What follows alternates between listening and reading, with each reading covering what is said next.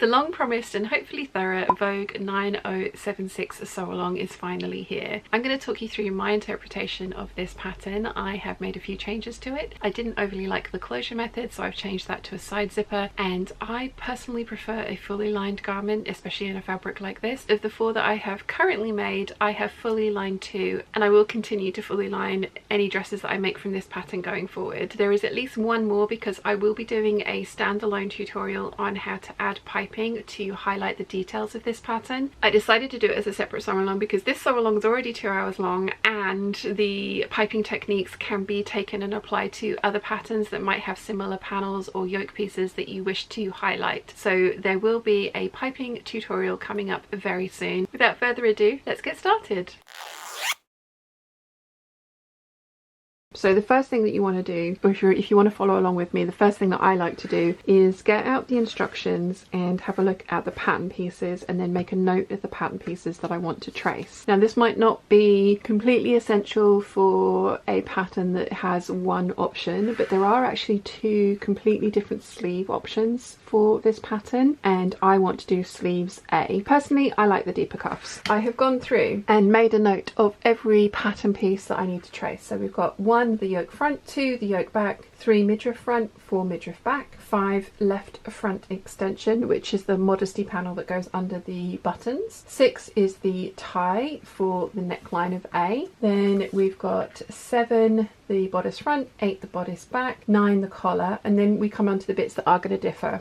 So we've got sleeve A, which is pattern piece number 10, and cuff A, which is pattern piece number 11. Then there is sleeve BC and cuff BC, which is pattern pieces 12 and 13. I don't want to do the skinny cuff, so I skipped from 11 to number 14, which is the skirt front, and number 15, which is the skirt back. I write these down so that when I'm tracing I can cross off the piece that I have traced so that I don't miss any pieces out. Ask me how I know. So now that I've worked out which pieces I want to trace, I need to work out what size I'm going to do. According to the envelope, I should be doing a size 16 for the bust, a size 12 for the waist, and a size 20 for the hips. I've got the pattern bundle that goes from size 6 to 14, and I do that because I know the amount of wearing ease that Vogue build into their patterns will mean that I will fit into probably the size 14, if not the size 12, depending on the skirt option. Obviously this is a very full skirt, so I don't need to worry about the hips. So now that I've worked out what sizes the envelope says, I need to get the tissue paper out. The finished garment measurements are printed on the tissue paper, especially for the older Vogue patterns. They have started printing the finished garment measurements onto the newer ones. They have got some finished garment measurements on here, so width of the lower edge and back length from base of neck, neither of which are measurements that they include up here. So why we need these, I don't know. Why they can't just put bust, waist and hip into this section, I don't know. But apparently they have started doing that on their newer patterns, which is awesome because it is needed. They have the information, there's room on the envelope. Anyway, that's a whole different video, and if you would like to check out my thoughts on that, I'll link the video where I talk about it in more depth in the description bar. This one, the size, I should technically be the size 16 for a 38-inch bust. My pattern only goes up to a size 14, which is for a 36-inch bust. And the 14 says it's 50 inches at the bust for this pattern, which is 14 inches of wearing ease around the bust. Now it is a blousey dress, I get that, but 14 inches is a lot. So I've actually gone for the size 12, which gives you a finished garment measurement of 48, which is still, for me, 10 inches of ease around the bust, but it is a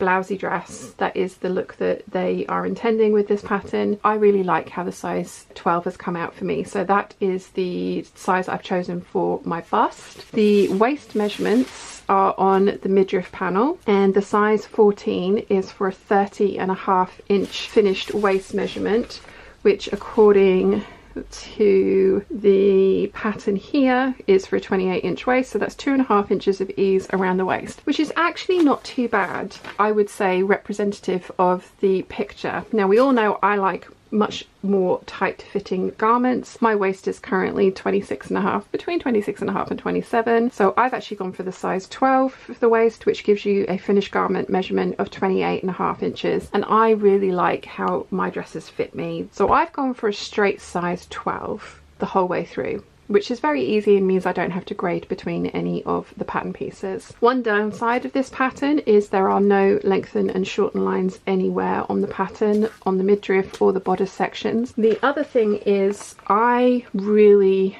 didn't like the front closure of the skirt on the very first one that I did. This extra piece that comes out from the center front line of the skirt. I did it on the very first one and I just didn't like that closure method. It wasn't for me. Now there are two options. You can either continue this all the way down to the hem and make this a button-up dress from neckline to bottom of hem, or you can do what I did, which was continue up this line here. So you can see there's that circle there, which is the kind of like registration point that you need to sew to. I have drawn all that in and then I have just carried on that cutting line here, because this is the stitching line, the center front stitching line, so this is 5/8 of an inch away from that. I've just carried that cutting line all the way up and completely gotten rid of this front placket for the press studs or the buttons, depending on which one you want to use. And I actually put a side zip into this dress, which is the method that I am going to use going forward. So once you've worked out what pattern pieces you need to trace, and once you've worked out what size you're going to trace, you need to actually trace all those pattern pieces out. These tissue pieces have come directly out of the envelope and they still have a lot of creases in them. I personally, when I do mine, I actually iron these flat with an iron with no steam. It's just a hot iron, well, a coolish. I turn the iron on and the minute any heat comes out I start ironing my tissue paper flat. That's just to make life easier for tracing. I am a tracing girl, that's my preference. You don't have to, obviously. You can cut yours out if you wish to, but for me, I trace. And once I've traced off a pattern piece, I will come over to my list here and I will cross it off my list so that I can make sure that I have traced every single piece that I need to and haven't missed anything off. Again, ask me how I know. So once I've got all these pieces traced, I'm going to show you all of the changes and tweaks that I've made to the pattern pieces to make the dress work for me. As you saw, the only change that I've made to the skirt is to remove the front placket piece for the closure because I just don't like it. I'm going to sew that completely shut and put a side zip in, and I will show you how I do that. The back skirt has had 0 changes made to it. It has a centre back seam which I will leave in. Some other pieces that I don't change are the yoke and the collar. Those ones do not need anything doing to them, so they can go to the side. And the midriff front and the midriff back. Now, a lot of patterns, if they do have lengthen and shorten lines, will actually put it into this part of the pattern. I personally think it throws off the proportions of dresses to add length here, but that's only because of where I need to add length on my torso for it to look proportional. It might work better for you to put your lengthen and shorten lines into this pattern piece, but for me, I actually prefer it further up the torso, so that's why I leave these two exactly as is as well. So these two can also go to the side. The pieces that I have changed are the bodice back, the bodice front, and the yoke front. The reason we need to change the yoke front is because we have changed the length of the piece that it correspondingly sews to. Now, as I mentioned, they don't have lengthen and shorten lines on this pattern, which is annoying. So I did what I usually do and I picked a point. For me, I have picked the point literally above the double notches on the side seam. I have drawn a line along there. I needed to add an inch of length because the pattern was an inch too short for my torso, so I've done that to the back piece, and there is a video which you can find here on how to lengthen and shorten a pattern piece. It's a really simple procedure, and that, like I say, there's a standalone video for that. I'm not showing you in this video because I've already done it and I don't want to waste paper by retracing and redoing something that there's already a video out for. So I've done the same with the bodice front, same position just above the side notches. I've drawn a line across and lengthened that one. And then for the yoke front piece, what I did was match up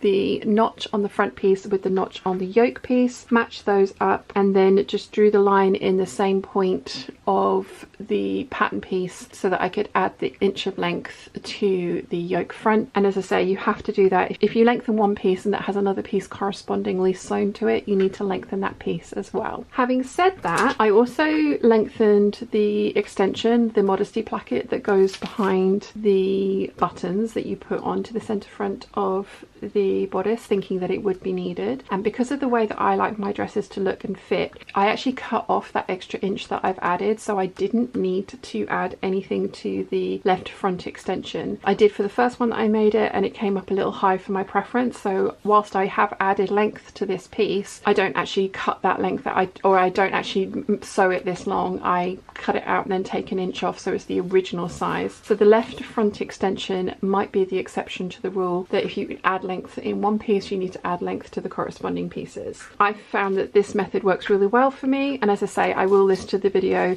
showing you exactly how I add length to pattern pieces in the description down below. And the final thing is this sleeve. The very first dress I made up, I left the sleeve as was. It was a little short for my preference, so I've actually added 2 inches of length to the sleeve, and you can see again it's exactly the same method that I used for lengthening the bodice. The other thing that this pattern would have you do is put the cuff into the underarm seam. I don't like that. It's not my favourite, so I have added in a continuous lap. Now I do have an entire video about how to draft and add in a continuous lap, which again I will list up here, but I'm just going to run through the dimensions of this really quickly for you. So on the back portion of the sleeve, if you look up there, that's the double notch indicating the back of the sleeve, that's the front of the sleeve. I have marked in my first point of my continuous lap 3.5 inches from the side seam or the cut line, and then the continuous lap marking itself is 1/2 inch wide, and it is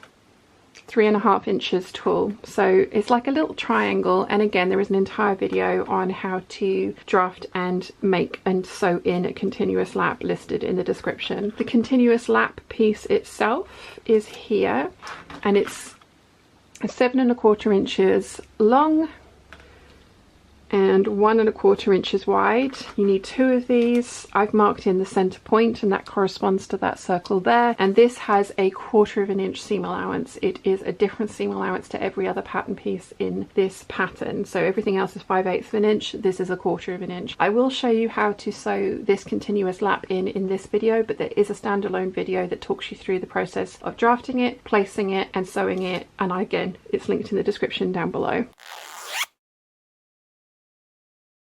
Once you have your pattern traced out and altered, you'll need to cut out your fabric. First up, I am cutting out my skirt pieces on a single layer because the grain line that the pattern requires means that the skirt pieces won't fit on a folded 140 wide fabric. You can see here I'm using my tape measure to make sure that the pieces are perfectly on grain before pinning them down and cutting them out. And I'm also trying to put on as many of the smaller pieces as I can to the small pieces of fabric either side of the skirt. One thing to think about when you are cutting out on a single layer is that you will need to remove your pattern piece to lay it down again to cut out your second piece of fabric. So 2 panels for the skirt front, 2 panels for the skirt back. For me, I use different coloured pins to just reinforce where the notches are. I will cut the notches in within the seam allowance of my skirt panels, and then I will use a green pin for the center front, a yellow pin for the side seams, and then a orange pin for the center back seam. It's just a color code that works for me. When you are cutting out on a single layer of fabric, you need to remember that you want mirror images, not identical pieces. So you either want to flip your pattern pieces when you cut your second panels out, or flip your fabric. For me, it was easier to flip the pattern pieces. Once the skirt pieces were cut out, I could then fold the fabric so that the selvages were together, because the remaining pieces would easily fit on a double layer of fabric, just cutting down the cutting out time. I had just under 3 meters of this fabric, and thankfully it wasn't a directional print, which did mean that I could nest my skirt pieces. If this had been a directional print, I don't think I would have had enough fabric, because I would have had to cut all of the pieces out with the same orientation. The fact that this is not directional meant that I could nest my pattern pieces as you've seen. Once the fabric was folded and I had made sure that the grain was nice and straight, I then laid out my remaining pattern pieces in the best possible use of fabric that I could and cut everything out. For me, I decided to fully line this dress, so I have also gone through and cut out all the same pieces again from my lining fabric, which was an ivory viscose Americaine that I got from the fabric room, and I will list that in the description down below. I also went through and cut out all the different pieces that need interfacing, for example the yoke, the midriff, the collar and the cuffs. As ever, I am starting with the skirt because there is a little bit of bias in the hem of this skirt and I want to give it as much opportunity to drop as possible. Now when I was cutting this out, I had to take the pattern pieces off so I could cut the lining. It does have notches in it and I have put my pins next to those notches. I use green pins for the center front. I use yellow pins for the side seams, and then I use orange pins for the center back seam. Now this dress or this skirt does have a center front seam because you technically are meant to fasten and open this dress at the center front, but I'm going to be putting in a side seam. So the first thing I'm going to do is sew the center front seam together, and I'm going to use a French seam, which means putting the wrong sides together and sewing it 1/4 of an inch for the first pass. Now it really doesn't matter which side you put your side zipper in. I'm going to be putting mine in on the right hand side, so I need to remember that for when I put the skirt pieces together, so that I will be sewing the left hand side seams together. But as I say, to start with, I'm going to start with the center front seam, so I'm going to pin this together, wrong sides together, and sew at 1/4 of an inch for the beginning of the French seams. These are the back panels. The back panels are actually quite a lot smaller than the front panels. The front panels have gathering in at the waist, but again I have marked the center back with my orange pins, so I'm going to sew the center back together at 1/4 of an inch with the wrong sides together, again to start the French seaming process. I have sewn the center back seam at 1/4 of an inch, and now I want to sew the left hand seam. So this is the top of the skirt, this is the left hand side, this is the right hand side. So I want to sew the left hand side shut because I'm going to put the zip in to the right hand side. Now technically this doesn't matter, you can put the zip either side. There probably is a correct side for ladies' clothes to have the zip in, but I like the right hand side. But the reason that I'm making such a big, or I'm making a point of it, is that we're going to be sewing a lining in a minute because this fabric is sheer enough that I think a lining is a good idea, and you want to be sewing your lining in the opposite manner so that when you put the wrong sides together you have the opening on the left hand side for both of the inner and the outer pieces of fabric. Again, ask me how I know. So for this one I'm going to sew the left hand side shut at 1/4 of an inch with the wrong sides together, again the start of a French seam, and then we can trim all the excess off, press it, and sew the remaining parts of the French seam. I'm going to use bias binding to finish off the raw edge of the side where the zip's going to go. I have sewn all of the seams that I'm going to as French seams, so now I need to trim off the excess. So I've sewn the original pass at 1/4 of an inch and I'm now trimming it down so it's just over 1/8 of an inch so that I can press this flat. Then I will press the seam to one side and then I will press it so the right sides are together to enclose this raw edge, and then I can stitch it at 3/8 of an inch to enclose all of the raw edges. So I just need to trim all of the excess seam allowance off the 3 seams that I have sewn, center front, center back, and the left hand side. I have sewn the second part of the French seam at 3/8 of an inch, and I'm now going to go and press all of those seams nice and flat. Again, it doesn't really matter which way you press the seams of the skirt as long as you press the seams of your lining in the opposite direction. I have also finished the side seam of the right side with bias binding just so that that's got a nice finish to it and none of the raw edges fray. You could do this with overlocking or a zigzag stitch or pinking, however you prefer to finish your seams. I just really like bias binding for the look it gives and also for the way it protects the seam from fraying on the inside. So the next thing I need to do once I have pressed everything is actually add in some gathering. If you look at step 51 on the instructions, you can see that there's a notch in the center front of the skirt. We need to add some gathering stitches in from that notch to the center front. Now there is a place where you're meant to stop your gathering stitches because of the placket that you will have put in if you're doing the center front opening. I'm not, so I'm just going to do my gathering stitching the whole way along the center front because again I like the look of that. I do my gathering stitching 3/8 of an inch away from the raw edge and then 3/8 of an inch away from that, which actually does mean that I am stitching into the visible part of the dress. I find that doing the gathering stitching in those dimensions, the stitching line is between those gathering stitches, and it allows for the neatest, tidiest gathers, in my opinion. The thing with that is you need to make sure that your fabric will recover from having needle holes put into it. This is a fairly tightly woven viscose, which does look alright once you've pulled the thread out, so you know, you can just massage the fabric and the needle holes will close up. But if you're using something that say for example a really fine silk or something like that, you would want to double check on a scrap piece of fabric to make sure that you are happy with the way the fabric looks once you've taken the gathering thread out. So I'm going to go and press everything. I'm going to put the gathering threads in, and then I need to repeat all of these steps for the lining, just in reverse. Hopefully you can just about see the two lines of gathering stitches that I've done. So I'm going to hang this up and do exactly the same things again for the lining pieces. I have sewn the centre back beginning of the French seam. I've not finished it yet, but this is technically the right side of the fabric because you sew French seams with the wrong sides together. So I'm going to go open it up so that you're looking at it as if this was the wrong side, and then I have sewn the skirt fronts together, and again I've marked it with a green pin this time. So this is the right side that you're looking at, and again I'm going to open it up so now wrong sides are together. And as you remember, we have sewn it the outer skirt so that the right side is going to be open for the zip to go in. So this one we want to sew it so that the left side will be open for the zip to go in, because when you put the wrong sides together, the opening should be theoretically on the same side. I've got the wrong sides of the fabric together, and I'm going to sew the right hand seam together, and then I'm going to bind the left hand seam. Hopefully that makes sense.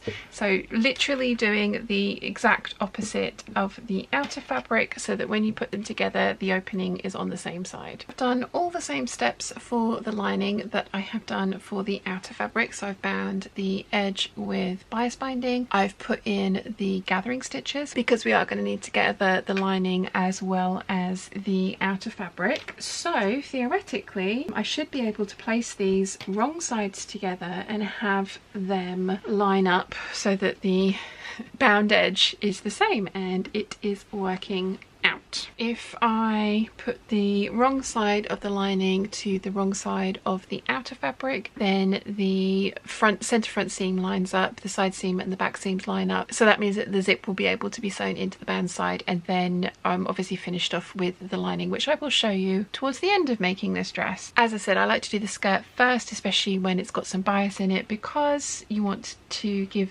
the skirt as much opportunity to drop on the bias as possible. So I'm going to put these two together and hang it up so the bias can do its thing. Then I will move on to the fiddly bits, because that's my next preference, is all the fiddly bits get done before anything else. Now that I have the skirt finished, I'm going to move on to the fiddly bits, and the pattern actually calls for cord for the button loops, but I didn't have any in stock the first time I made it, so I ended up making a rouleau loop, and that worked really well for me. So I have a scrap of fabric that I've got left over and some string. I'm gonna cut this into a couple of strips because I'm going to need 13 button loops in total, so I'm probably gonna need to have 2 strips from this. I'm gonna cut this into a strip. It doesn't need to be overly straight or accurate.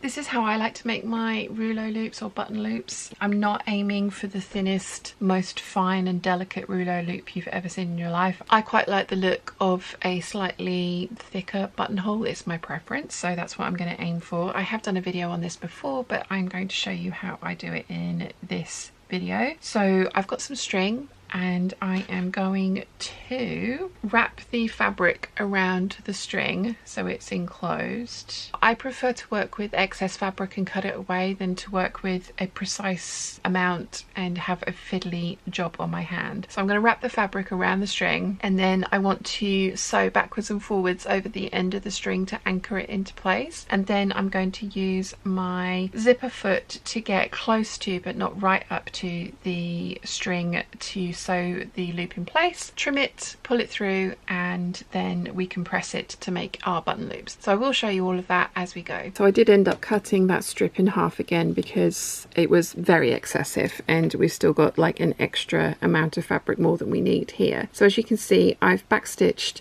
and then gone backwards and forwards over the actual string, so the string is thoroughly anchored in. We need it to be thoroughly anchored in because we are going to be pulling on the string later to turn this through, so you want to make sure that it's nice and firmly attached to the fabric. I have now got my zipper foot on, and I have moved my needle nearly all the way over as far as it will go, but not quite, as you can see there, because again, the tighter that you make this, the more difficult it is to pull through. It's totally possible and you can do it, and I would recommend that you do it in much smaller or shorter lengths than this if you want thinner rouleau loops. Again, there's loads of ways of making rouleau loops. This is just my favorite. So I'm going to match up the raw edges, lower the presser foot, and sew with this edge of the presser foot pressed right up against the string, but the actual stitching will be maybe a millimeter further away from the string, just to allow for ease of turning. So hopefully you can see there, I've got the edge of the presser foot right up against the string, but the needle is just one tick over, so we are sewing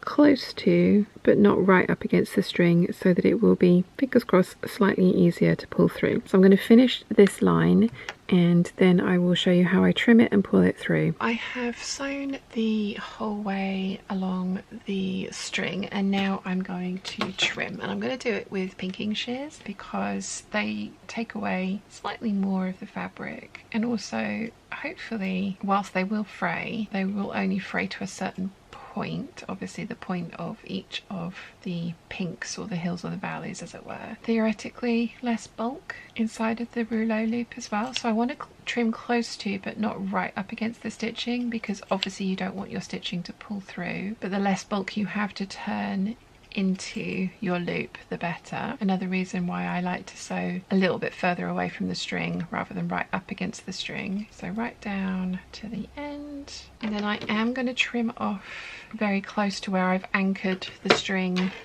to the fabric, so we end up with something that looks like this. And now it is just a case of carefully and very gently pulling on your string and trying to ease the fabric over that sewn kind of bump or lump at the end. This is the once you've got it started, it's so much easier, but this starting it is the difficult point, and obviously you need to be careful to not have the string come undone or unattached.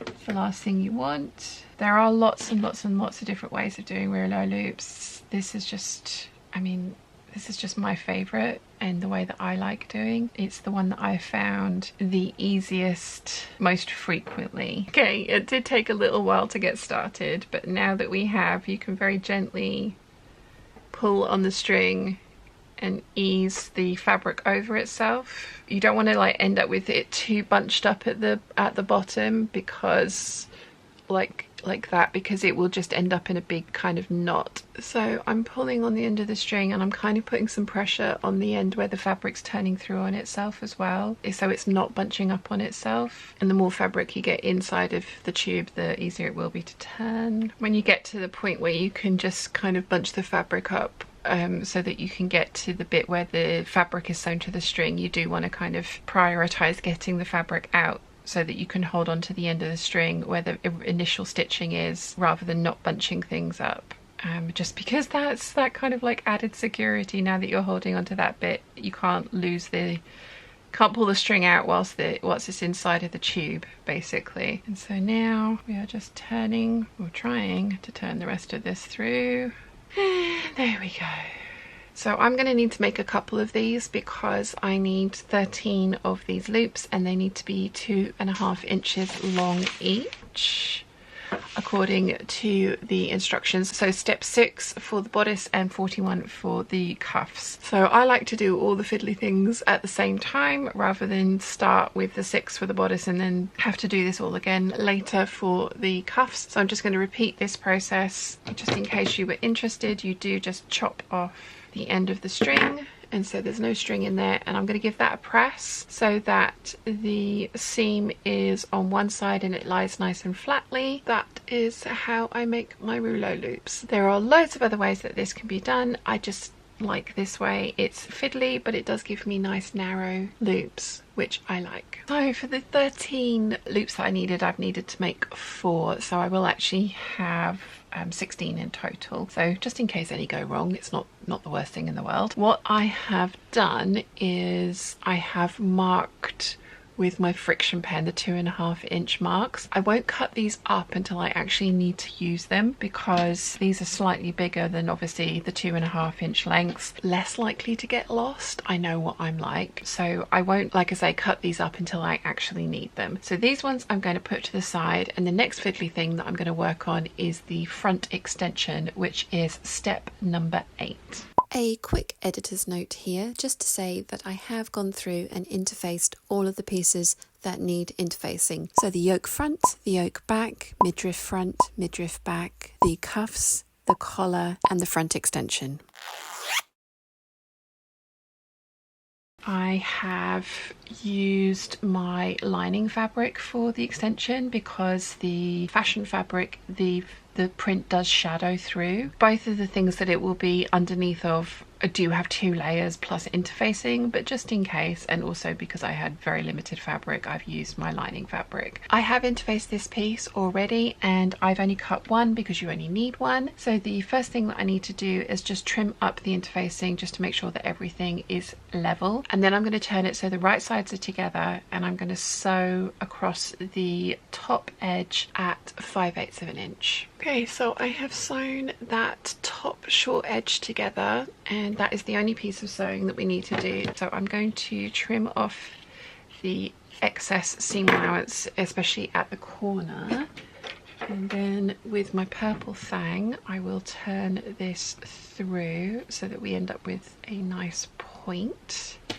And then I'm going to go and press the seam that I've sewn flat, and I'm also going to press a crease in down the halfway mark so that we end up with a piece that looks like this, and then I will baste the open edges together. I have pressed it nice and flat, and then, as I say, I have basted the open edges shut. I've done that at 3/8 of an inch, and I've done it with a regular stitch length because that's actually not going to be removed. The 3/8 of an inch is within the seam allowance, so the stitching will never be seen, and it really doesn't need to be removed. So again, I'm going to put that to the side with my loops, and the next thing that we will work on is the sleeves.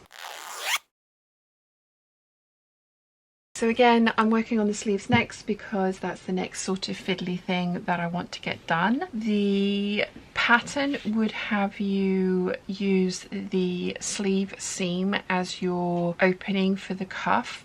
I personally don't like that, so in the pattern section of the video I have shown you how to draft and place a continuous lap. I have my continuous lap pieces here, and I have pressed under one long edge by 1/4 of an inch. If you haven't seen it, I have done a video on how to do a continuous lap, which I will list up here so that you don't have to scrub through the whole of this video if you want to have that particular technique by itself, but I will show you how I install these in my sleeves now. I'm going to put the continuous laps to the side for now. I've done all the prep work I need to with those. I have my sleeve piece here, and I need to mark in my continuous lap placement, and I also need to mark in the 2 small circles where the gathering stitches will be run from and to. So I'm going to get that marked in with my friction pen, and then we can finish off the prep work to get the continuous lap installed. Now that I have transferred my markings over to my sleeve and I have drawn in the continuous lap lines there, I am going to run 2 lines of gathering stitches on the sleeve head, or the cap of the sleeve, from mark to mark, and I'm going to do my first line of stitches 3/8 of an inch away from the raw edge, and then the next line of stitches 3/8 of an inch away from that, which does mean that that second line of stitching is visible on the garment. So you want to make sure that the fabric you're using will recover from having holes in it if you use that method. Gathering stitches is the longest stitching length, and I won't backstitch at the beginning or the end because I need to be able to pull on these gathers to gather down the sleeve cap to go into the arm side. I have sewn my lines of gathering stitches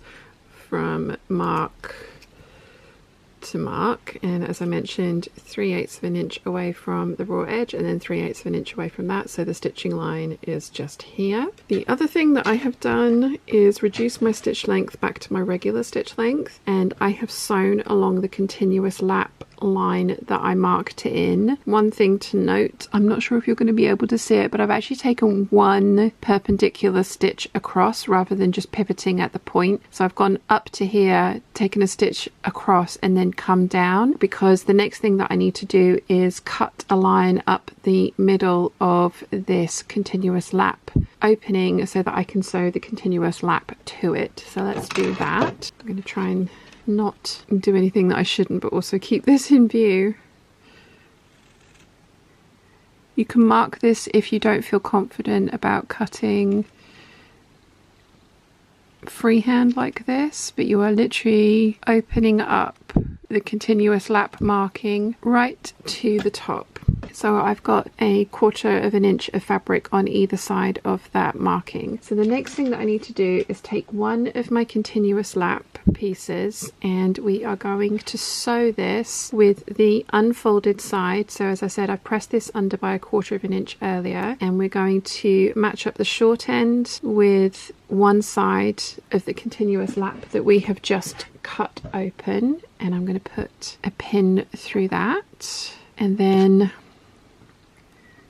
match up the short end of the continuous lap with the sleeve on the other side of the opening, making sure that all the seam allowances are together and parallel. And we've got the wrong side of the sleeve to the right side of the continuous lap. I don't pin anything else, I just pin those 2 points there, and then I put some tautness on it, and you can see that we start off with none of the continuous lap being visible, and then obviously the seam allowance goes down to nothing at this point. So when you pull it taut like that, you want to end up with something that looks like this. So we are going to be sewing along that previous line of stitching, or just outside of the previous line of stitching, so inside being this edge, outside being this edge of the line of stitching, and we're going to stitch back stitch at the beginning and stitch all the way along that line of stitching, and we want to maintain a 1/4 of an inch seam allowance on the continuous lap piece here. When you get to this part here, you just want to be careful that you don't sew in any puckers or bulges, so you just want to be very careful, and you also want to make sure that you are sewing on the outside edge of that stitching line that you previously did. So I will put this under the sewing machine and see if I can get close enough for you to see what I'm actually doing whilst I'm doing it. I have got the work under the sewing machine. I have backstitched at the beginning, and I am stitching on the sleeve side of that previous line of guide stitching that or like reinforcing stitching that we did earlier for the continuous lap on the sleeve. I'm just putting a little bit of tautness on to the sleeve so that I'm maintaining this stitching line being a 1/4 of an inch away from the raw edge of the continuous lap.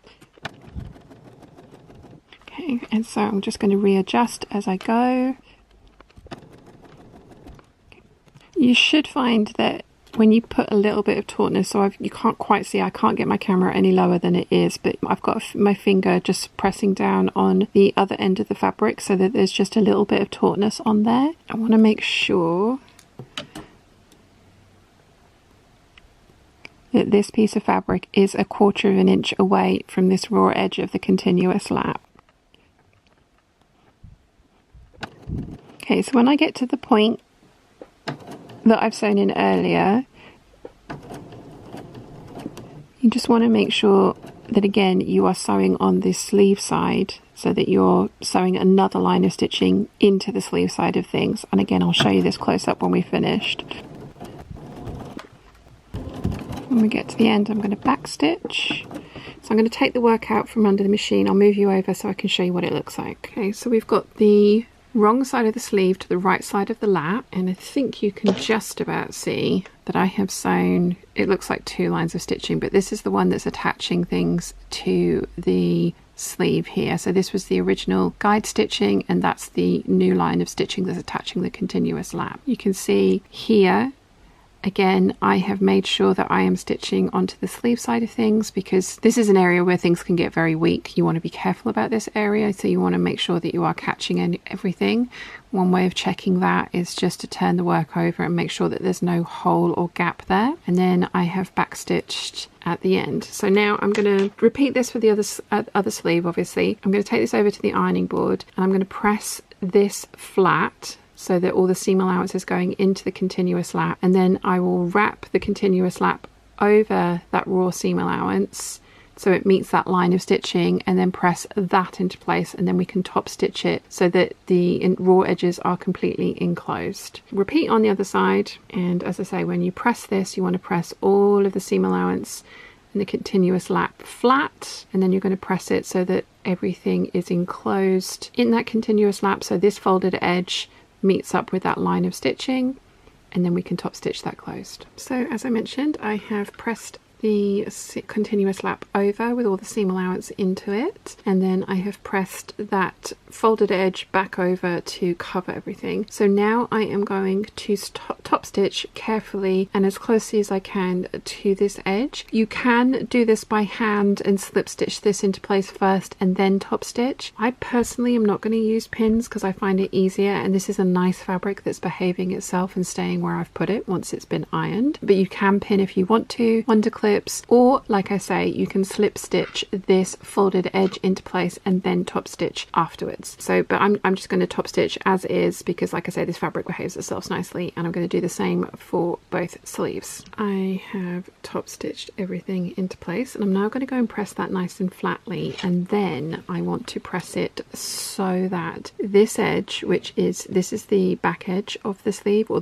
this is the back of the sleeve. If you look at the top here, you will see that we've got the double notch to indicate the back of the sleeve. So this is the shorter edge. So this one you're going to press flat, and then the front edge of the sleeve, you actually want to press the continuous lap underneath and to the inside of the sleeve, so you can't see it from the right side, so that when you lay this on top of each other, you shouldn't be able to see the continuous lap at all, and that's how it's going to get installed into the cuff when we get round to doing that. So I am going to go and press it so that it's nice and flat to start with, and then this short part gets pressed flat, and then the part that's on the longer side of the sleeve gets pressed underneath, and then you press them on top of each other, and you want to make sure that you're not getting any bunches around this area here. So you want to be very careful when you're pressing not to press in any creases or bunches in this top area here. So once that's all done, I can then start French seaming the sleeve together. Once everything's pressed, you should end up with something that looks like that, and then obviously you should end up with one that is the opposite, so you've got mirror images of each other. You can, if you want to, sew a line of stitching at a diagonal along here just to make sure that everything stays in place, but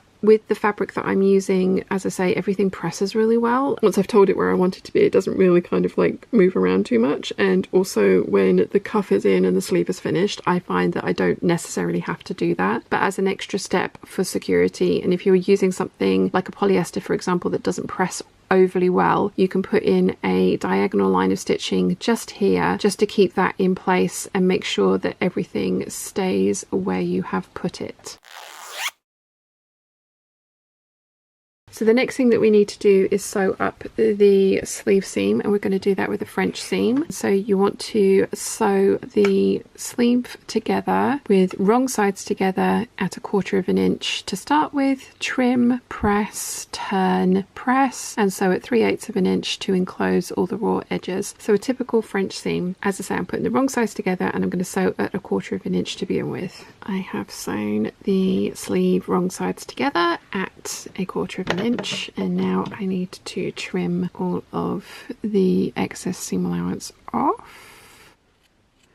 So I'm going to do that the whole way up both sleeves so that we end up with just about 1/8 of an inch of seam allowance left. Then I'll go and press this to begin with like this. Then I'll press the seam allowance over to one side. Then I'll turn it through and press the seam allowance with the right sides together so that it's ready to sew at 3/8 of an inch to finish the French seam. I have finished the French seams, so everything is nice and enclosed. You can see here I have pressed the seam allowance towards the back, so there's the double notch of the back of the sleeve. So I've pressed the seam allowance towards the back, and I've done the same for both sleeves. Now that we've got these complete, we can put them to the side and work on the cuffs. We need to do a little bit of prep work for the cuffs. I personally like to do a little bit more than they actually suggest. So the first thing that I'm going to do is press my cuffs in half, and then I'm going to press under the seam allowance. And I won't trim the seam allowance off. I prefer to leave it in place. So I'm going to get that done and show you what that looks like. I have pressed the cuff in half with the wrong sides together, and this is going to be the finished crease. I just find that it helps with getting everything to sit nicely once I'm finished.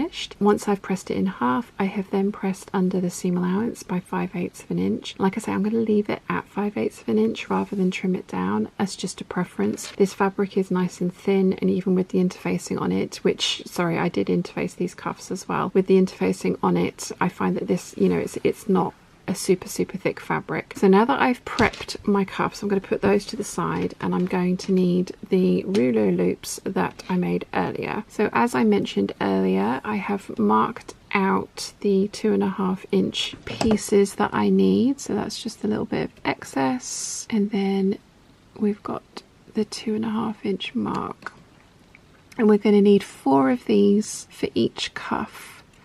And so I'm only going to cut the first 4 that I need. I will leave the other one as is, because again, theoretically this is harder to lose than this little bit. And I do have an entire video just on making these. What I like to do is I will fold them so that the raw edges are together and the stitching line is on the inside of the loop. And then I want to baste them into place. This has a 5/8 of an inch seam allowance built into it, which is why we've cut 2.5 inches long. So we've got the 5/8 of an inch seam allowance and then the actual loop for the button itself. So I'm going to baste these together just under the 5/8 of an inch mark, so that when I sew them to the cuff itself, it won't splay open like that. It will be nicely together like that. So I'm going to get that done for all 4 of these, and I will then baste them into place on the cuff. I have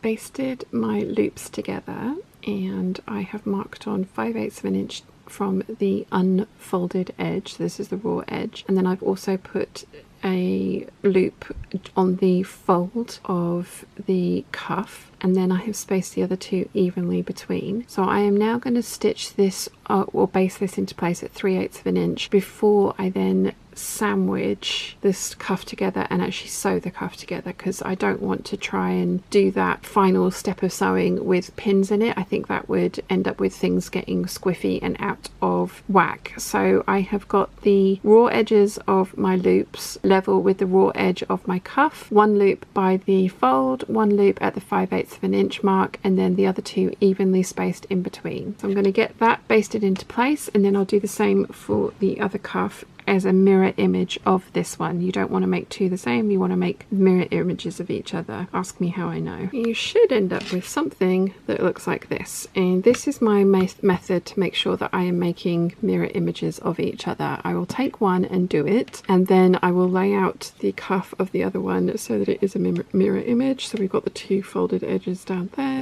2 raw edges up there. Then I pin the loops into place, and then I will baste them into place. So the next thing that we need to do is actually sew up the side seams of the cuffs, which is going to enclose all of these raw edges. So you want to take the cuff and you're going to fold it on your fold line that you pressed into place earlier. And if you want to make sure that you're getting it nice and crispy, I like to use a pin and just like put some tension on it there to make sure that I'm getting it completely on the fold. And I'm going to pin that into place. And then we are going to sew from that folded edge to this edge here, so you're leaving this bit free, so 5/8 of an inch, and we're sewing from the folded edge to that creased edge there at 5/8 of an inch, and you're going to repeat on the other side and for the other cuff. You should end up with something that looks like this, and we need to trim off the excess so that you can get nice pointy points. So obviously for one side there is nothing other than the cuff in there, so that should be fairly easy, and I kind of taper it off like that.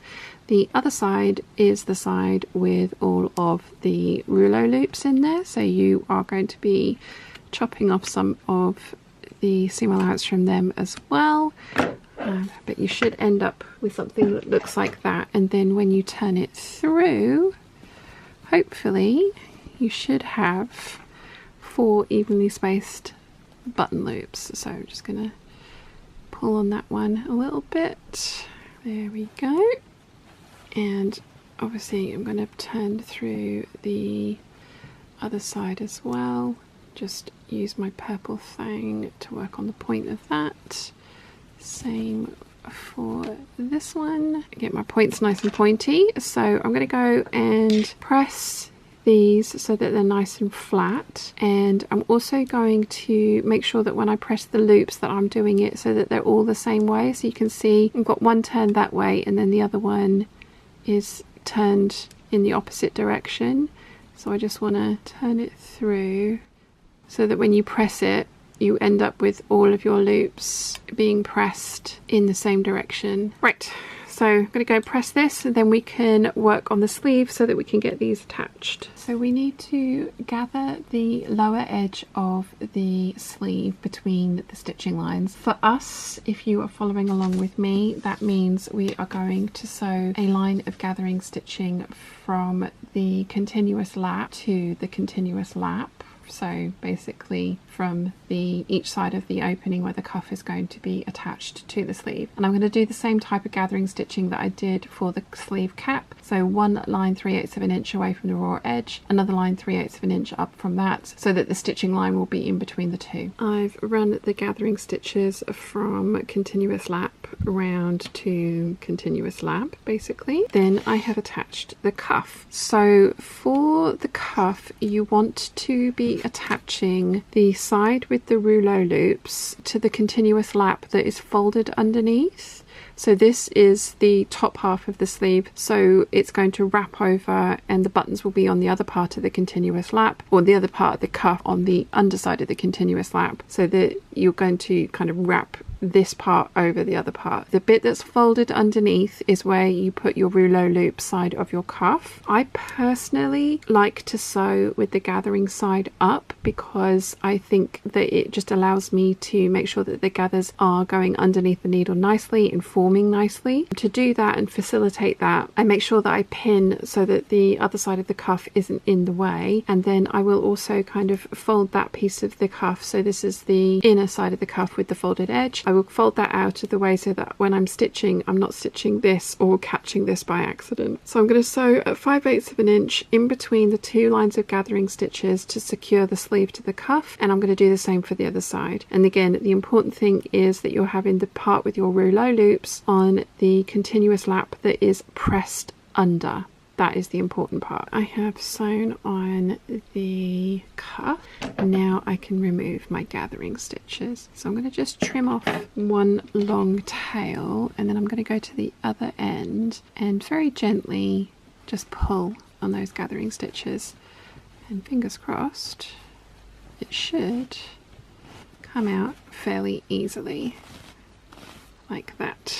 Then when you look at the right side, you've got nicely spaced and even gathers. So we need to do the same for the other side, and then we need to take this over to the ironing board, and you need to press all of the seam allowance down into the cuff, because the edge that we pressed up earlier, we're going to slip stitch that into place to enclose all of the raw edges. So I'm going to take the gathering stitches out for the other side and press all of the seam allowance into the cuff so that we can slip stitch the cuff into place and finish off the raw edge of the end of the sleeve. I have slip stitched the inner folded edge to the sleeve. Now the sleeves are finished except for obviously the buttons, but if you have a look at the continuous lap, you will see that the folded under part where the loops are goes over the cuff and will sit nicely when the buttons are on. So I'm going to put the sleeves to the side. And I'm going to work on the collar. Okay, so the pattern would actually have you turn up one edge and sew the collar with that folded edge caught into that stitching line. Once you've then attached it to the dress, you then slip stitch that folded edge into place. But even if you're not fully lining it, there is still the interior yoke, which we will be sewing a bit later. As you guys know, I tend to skip all over the place with my sew-alongs because I prefer to sew in a certain order or not sew in the order that the pattern suggests. So even if you're not going to be fully lining the dress like I am and I'll be showing you, I don't think you have to do this in this way. You can sandwich the collar in between the yokes. So I'm going to sew the collar without folding an edge up, and I'm going to sew it from raw edge to raw edge. So I'll show you exactly what I mean. So I'm going to put my collars right sides together. I'm going to stitch at 5/8 of an inch from this edge here all the way around. That just means that when I come to sew it to the bodice of the dress, I will sew it at 5/8 of an inch along here, and then I can sandwich it in between the outer and the inner yoke when I attach that. So I'm going to just trim off any excess of the interfacing because there's little bits of excess interfacing on there. I'm going to trim that all off, pin it together and sew along the curved outer edge at 5/8 of an inch with right sides together. I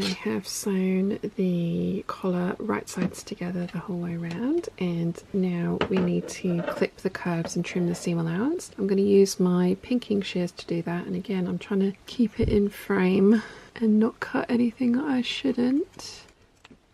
So I like to use my pinking shears because it notches the fabric. So when I turn this through, it's going to turn through nicely and be able to be pressed nicely and sit nicely, hopefully. So I'm going to get that all trimmed, turned through and pressed, and then we can baste the raw edge together.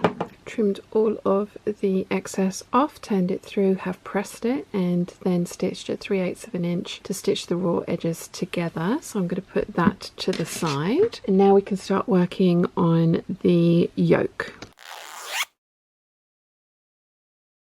You want to interface one set of all of your yoke pieces. Should have told you to do that first, and I probably will have put a little card in to say interface everything that needs interfacing. Something else that's important with this dress is that there are lots of registration marks. This one here is for where the gathering of the back panel, where you want to gather to, and then this part is going to be sewn in flat, and then all the gathering will be going through the middle. I like to make a hole in my pattern piece. I think you can just about see that there, and I lay it over, and then using my marking tool, I'm using a friction pen, I will put the marking in, and I want to do that for both sides, and I also want to do it for the lining, so I've done that.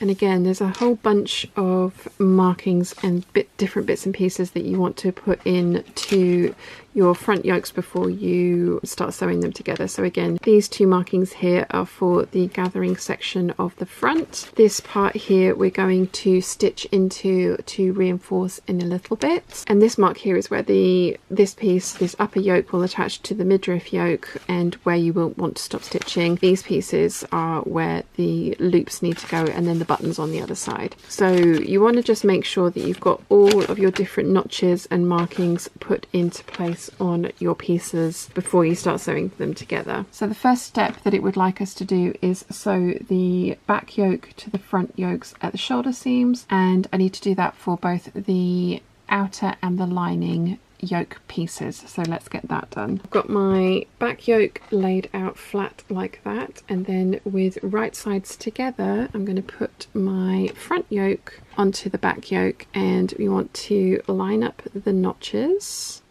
pin those into place, and then you're going to pin the rest of this into place and sew at 5/8 of an inch from edge to edge to secure this into place, and you're going to do the same for the other side and also for the lining. I've sewn the shoulder seams together and I'm now going to go and press those open, and I'm going to do that really carefully because I have used a friction pen to make marks on everything else, and obviously a friction pen comes away with heat and I don't want to lose the marks that I have put in. The other thing that I have done is I have sewn a line of reinforcing stitches on the front yoke, and I've done it individually to the outer and to the lining. If you look at the pattern, it wants you to do this in step 15 when you've got the inner and outer yoke together, but because I'm fully lining this and I'm doing mine slightly differently to how the pattern requires it, that's why I've done them individually and reinforced this area of stitching here. So you should be able to see it a little bit better from that side. Yeah, so I've got that area of reinforcement there. We're going to later on clip into this when we sew in the front bodice pieces, which is why we've reinforced this corner. The next thing we need to do is stitch the back to the front midriff pieces, but again we are changing things up slightly because we're putting in a side zip, so we need to make sure that we are leaving the right hand side open. So this is my center back midriff piece. This is the top, this is the bottom. You can tell that because of the notches here. So as we look at the dress and as we're thinking about the dress, this is the right hand side and this is where I have left the seam open for the skirt. So I need to also leave this seam open for the midriff piece. So on the other side I'm going to take the front midriff piece and right sides together. I'm going to sew the side seam together at 5/8 of an inch and press that open, and the other one I'm just going to leave free and I will attach this to the front yoke. But we want to get this one done first. I'm going to do it this way around for the outer, and then we need to reverse things for the lining because we will be putting the wrong sides together, so we need to have an opposite lining configuration to the outer. Again, I will show you what that looks like as we go. We have the outer sewn with the left hand side seam sewn together, and then the inner done exactly the opposite, because when you put this wrong sides together you end up with the seams matching up. We have got all of this sewn now. We can get the front bodice pieces out. So I've got my front bodice there, and we need to be sewing the front bodice piece at an angle like this. We have our large circle here is going to match up with the large circle that we marked on the upper front yoke. I'm trying to do this through the viewfinder and not lose the pieces of fabric that I'm working on. Right. Okay. So you should end up with something that looks like this. You should end up with about 5/8 of an inch of your seam allowance hanging off of the end there. That's correct. And you're going to start sewing at 5/8 of an inch here along to and stopping at the large circle. Don't sew any further along than the large circle. I've only marked it as a small dot, but it is a large circle on the pattern piece. Okay, so I've sewn that into place, again stopping at that large circle there, and when you take this over to the ironing board and press it into place, you will end up with a nice straight edge along the front there and the small gap in here that you need to sew in the front bodice piece. So once I've done this side, I'm then going to do exactly the same for the other side. So I need to find my large circle, which again I've just marked as a small circle. This is the gathering stitches, or where the gathering stitches will be going to, but that's my large circle there. And I want to find the large circle on the corresponding piece, and you want to, not the easiest thing to do through a viewfinder, I promise. I will get there, it will be fine. And then those edges together, I'm going to pin that one in place as well, so it ends up looking like this. You end up with the overhang there. You're going to stitch 5/8 of an inch from there to the large circle, back stitching at the beginning and the end. And then you want to repeat for the lining, but you're going to be doing a mirror image of the outer, as you want your lining to be a mirror image of the outer so that they can go together neatly. Once you've pressed everything, you should end up with something that looks like this, and this is the open side, so the right hand side when I'm wearing the dress, which is where the zip's going to go in. You also want to end up with the mirror image of the lining fabric, which I have got there. So the next thing I'm going to do is sew on the collar. So you want to put the interface side of the collar to the interface or the outer part of your yoke, and there are notches. You want to match up the center back, you want to match up the notches, and you want to sew at 1/2 inch because you want to baste it into place and you don't want any of that stitching showing when you sew the lining to the outer. So we're just going to sew just within the seam allowance at 1/2 inch. I have sewn in the collar, as I said, well, I've actually done it 3/8 of an inch because there was the original line of basting stitching, but the collar is now attached. So the next thing we need to do is work on the gathered parts of the bodice.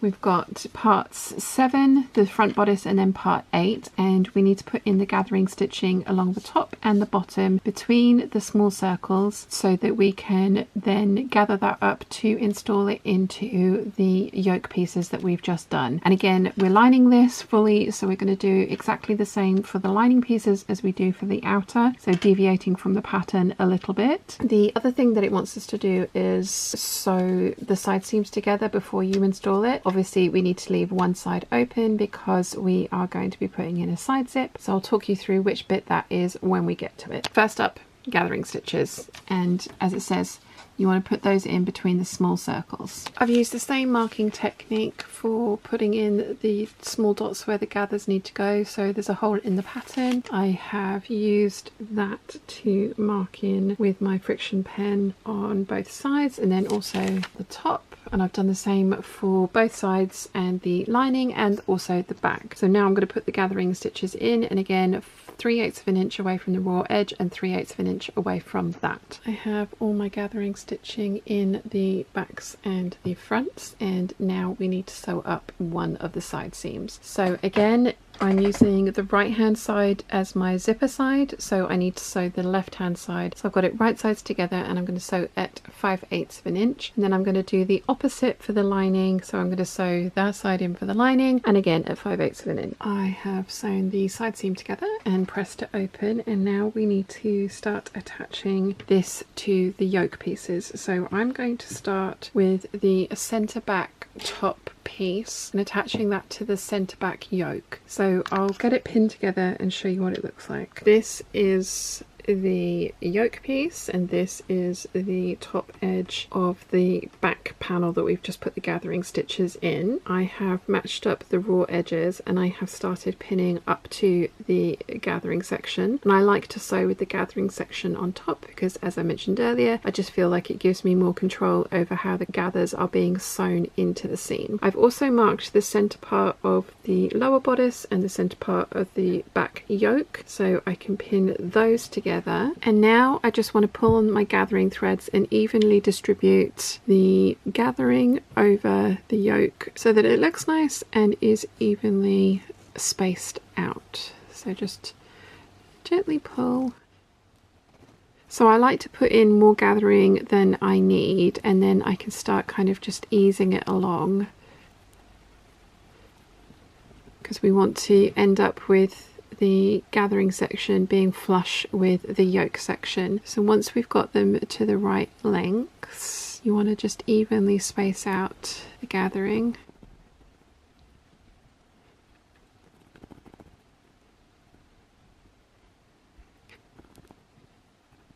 Like so. Pin it into place. I'm going to do the same for the other side of the center back part. Once that's all nicely pinned into place and even, I'm just going to sort of like, you know, fuss with it a little bit just to make sure that it is nice and even. We don't have any more densely gathered parts like this one, and so just going to shuffle those along a bit more like that. Once I'm happy with it, I will then sew at 5/8 of an inch away from the raw edge, which is between those two lines of gathers. So I'm going to get that done, and then I'll show you what we're going to do next. Okay, so you're going to end up with something that looks really odd. You've got your back panel here sewn to the yoke, and then you're going to have one side panel attached, and the other side panel's just, I've left it over on the side. So you've also got your yoke pieces kind of hanging out and doing their thing over here as well.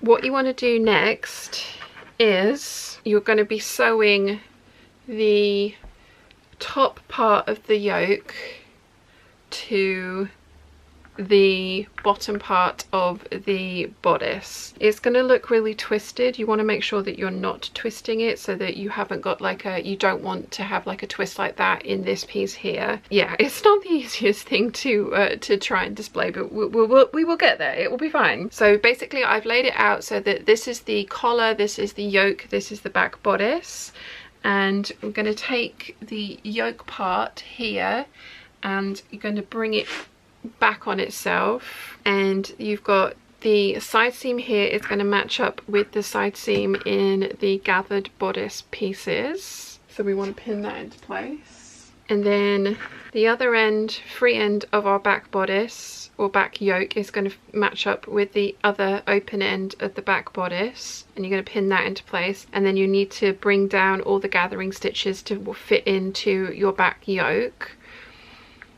And then you're going to be pinning your front yoke piece, and that's where we sewed to the large circles and we left the seam allowance free. You're going to take that large circle where you finished off stitching, and you're going to match it up to the large circle, which is at the 5/8 of an inch corner point of your bodice front. So you're going to match those up like that, and then you're going to gather this part, which is the front bodice. You're going to gather that up so that it fits into the front yoke, and there are small circles on the front yoke that you need to match your gathering into. So I'm going to get this gathered down and pinned into place properly, and then I'll bring it back over to sort of show you what it should look like, because I appreciate at the moment it's kind of a confusing bunch of fabric. So I'll get it pinned and then I'll come and show you what it looks like. We've got the yoke pieces pinned all the way across the bottom, and I'm going to sew from this edge to the marking there, and then once I've got that back stitched, I can then sew in the top part to its yoke, and then I can sew this seam here. So it is a little bit weird and complicated, but it should, as long as you don't get anything twisted, it should kind of make sense. So again, we have got the back yoke sewn to the centre back gathered piece, and then we've got the lower back yoke pinned to the lower back gathered piece, matched up the side seams, and we're going to sew along the bottom from the large circle, which is where we sewed to earlier, the lower yoke front to the, or the midriff yoke to the front yoke, and we're going to sew from the large circle all the way across to the other side at 5/8 of an inch. And again, I'm going to sew with the gathering side up so I can see what the gathering is doing and make sure that it is lying nicely and nothing's getting twisted or puckered, and I'm not getting any of the raw edge caught in the stitching line. That's happened before. So I'm going to get that sewn into place and then I'll show you what it looks like. I have sewn everything into place. Now I can take out my gathering stitches, which should come out fairly easily, like that. And we'll do the same for the front. Okay. So you can see here that this is where the large circle would be, the end of the stitching that attached the front yoke to the front midriff. I have left the seam allowance open there as well, so the seam allowance is totally free of each other, which is what we want. And then if we now look at this, you can see we've got the back yoke and the back midriff yoke, and then all the gathering pieces in between. So the yoke, the back is now finished, but the front is still kind of hanging free. So we've still got that bit open. So what we need to do now is the reinforcing stitching that we did earlier, that stitching it along the seam line that we did at that corner. Now's the time to clip into it, and I'm only going to clip into the one side that we're working on at the moment. Again, I'm clipping up to, but not through my stitches. And that's just freed up the seam allowance that we need to attach the top of the bodice piece to. So I'm going to take the bodice piece, and again, make sure that you've got nothing twisted, and you're going to match up the raw edge or the armhole of this piece like that. And again, I'm going to work from the gathering side up because that's how I prefer to sew my gathering stitches. So on this front bodice piece, I am going to mark in the seam allowance point that we're going to be sewing up to but not past. So 5/8 of an inch. Okay, so I'm going to take a pin and put it through that 5/8 of an inch seam allowance that I've just marked in, and then we want to line that up with the small dot on the corner of that reinforcing stitching that we did earlier and we've just snipped into, because that's where those two need to meet. So I've got the seam allowance there, and that's matching up with the reinforcing stitching that we did earlier. So now I will just pin the rest of this together. We're going to match up the small circles where the gathering starts on the front bodice piece, and then we've also got the mark on the yoke, so that we make sure that they're in the right place. Same on the other side. Small circle where the gathering stitches start on the bodice piece, matching that up with the small circle on the yoke. So now that we've got the anchoring points pinned into place, you can now gently pull on your gathers until the piece is gathered up enough that it sits flush with the yoke, and then you just smooth your gathers out so that they are nicely and evenly distributed over the front bodice piece, and pin those into place. And then we're going to stitch at 5/8 of an inch from this edge, which is the armhole, to the seam allowance point that we marked in there, which is the corner of the reinforcing point that we made earlier. I'll show you all this again on the other side, but I'm going to get that bit sewn in now, and you will still end up with a piece of the bodice still open, and that will be the final piece that we sew. So I got that all sewn in. Now I can remove the gathering stitches again. Okay, so we've got one final piece of the front bodice to sew, and that is this part here. So we need to sew the yoke to the gathered portion. You want to make sure that you're getting all of the seam allowances where they need to be. These are two straight pieces that will be joining to each other. There is a notch, so I like to match the notch up first, and then keeping the raw edges together, match up the reinforced part here, and then some more pins just to make sure that everything is sitting nice and neatly together. And this is what was the large circle, so we're going to put a pin through that and making sure that it matches up with the stitching line on the other side, because you don't want there to be any puckers. It's not quite matching up, so just keep pinning until it does. Here we go.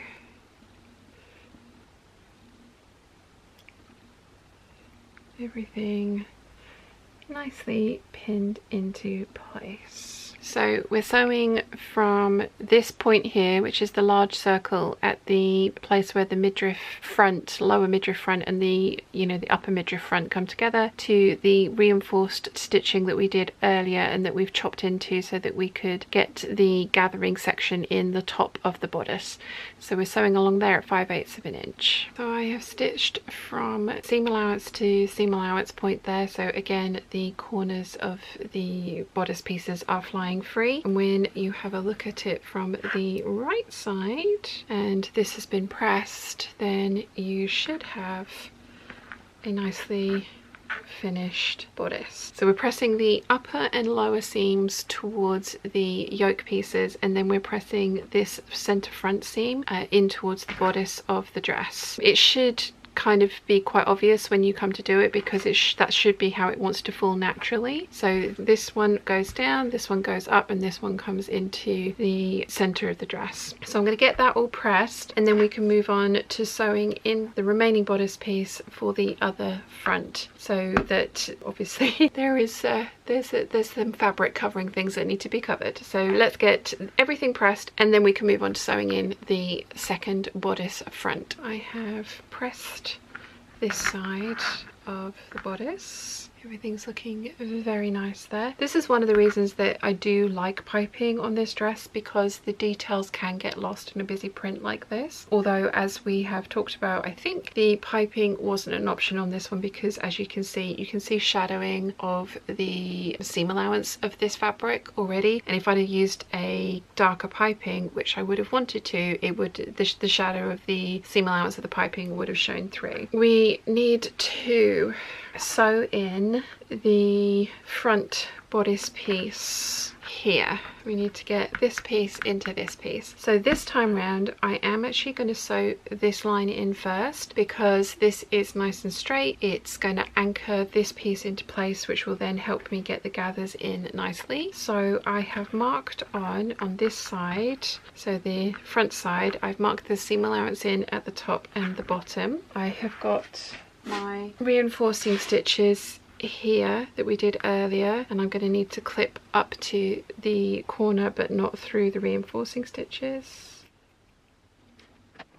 So right sides together like this. So this is what the finished garment is going to look like. So this is the top, this is the bottom, this is the center front, this is the center front, that's the armhole, this is the side seam. So we need to put right sides together. So if you line them up like that and then turn this over, that's how you want to sew them together. And there is a notch, so I'm going to match that up first. Then I am going to match up the seam allowance at the top with the reinforcing stitches that I've just clipped into. Match that up. And then I'm going to match up the bottom seam allowance that I've marked to the large circle. Don't worry if it's kind of disappeared because of all the ironing you've been doing, but it's where the stitching ends on the midriff pieces. So I'm going to match that up and then pin the rest of that into place and sew from point to match point, basically. Backstitch at the beginning and the end. I have the front part sewn in, so now we can do the gathered sections.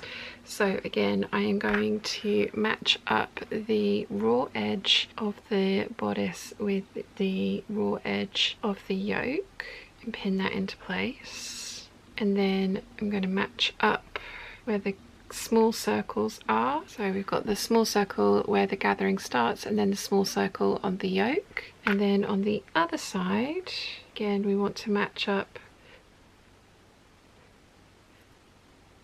the small circle with the gathering to the small circle of the yoke, and then we need to pull all the gathering stitches so that the bodice piece fits into the yoke nicely. Evenly distribute the gathers across the distance between the two markings, two small circles, pin that into place. And again, I like to work with the gather side up and sew with the gather side up because I find that it gives me the nicest looking gathers, and I can also make sure that nothing is getting caught or puckered or doing things that I don't want it to do. So I'm going to sew from this side up, and we are sewing from the seam allowance that we marked earlier, and then that's the reinforcing stitching that we did earlier. We're back stitching there, and we're going to sew a 5/8 of an inch from that back stitching to the raw edge of the armhole and back stitch there as well, and then that's the top of the bodice sewn into place. So I have sewn from the marked seam allowance to the raw edge.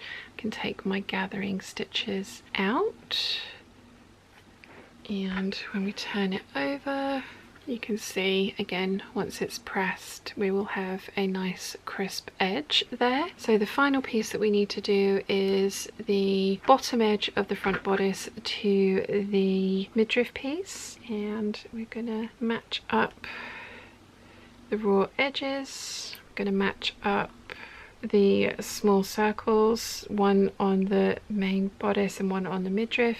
And then this side, we need to move all the seam allowance out of the way over to this side and pin through, then match up our seam allowance or our small circles for the gathering stitching. Okay, and then we're going to pull on the gathering stitching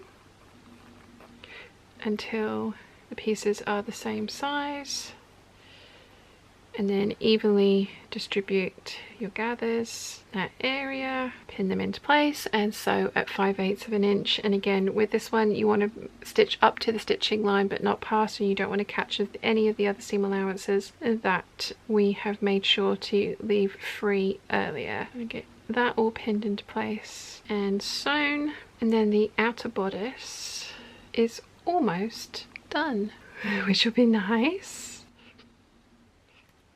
So I'm going to sew from the raw edge to the stitching line that we've marked in, and back stitch at the beginning and the end, and then I can press this side to match the other side. The bottom line is sewn in, so again, now I can remove my gathering stitches, get those all out of the way.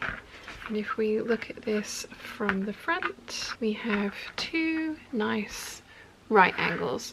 So again, I'm going to press this so that the main body of the gathered piece goes towards the midriff at the bottom and at the top, and then this side, so the center front side, that gets pressed into the main bodice of the dress. You should be able to kind of, the fabric will want to fall like that naturally, which is why we're pressing it like that. So I'm going to go get that done, and then I'll show you what this looks like. So now that everything is pressed, we have a bodice, or at least the start of one. We still need to add the front extension and the loops for the buttons, and we have to do all of the things that we've just done to this to the lining in exactly the same manner. I'm not going to show you how to do that again because it is exactly the same manner, but you want to repeat everything that you've done for the lining to install the gathered parts to the yoke parts. Then we can move on to attaching everything together.